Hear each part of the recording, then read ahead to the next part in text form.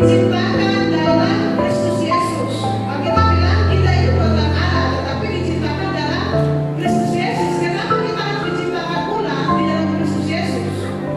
Karena kita punya nenek moyang yang dulu jatuh dalam dosa, Adam dan Hawa itu membuat semua seluruh orang di dunia ini menjadikan kita manusia yang berdosa. Kita tidak layak lagi masuk ke dalam kerajaan surga. Setiap nabi-nabi dari siapa dari Bapakku Adam, Bapak Abraham, tokoh-tokoh kitab semua, mereka tidak mampu menjadi juru selamat. Makanya Yesus harus dan Tuhan harus menjadi manusia, menjadi manusia yang disebut sebagai Tuhan Yesus menyelamatkan kita semua.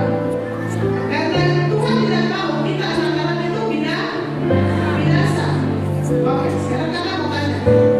Neraka itu Tuhan ciptakan untuk siapa? Ya. Neraka itu Tuhan buat untuk iblis, untuk menunggu iblis sekarang ada di mana? Ya. Iblis sekarang ada di sekitar kita. Setelah dibuat dari surga, iblis belum dimasukkan ke dalam neraka.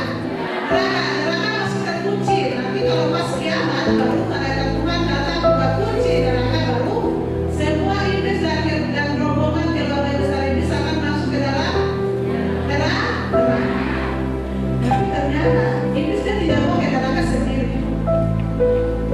You know?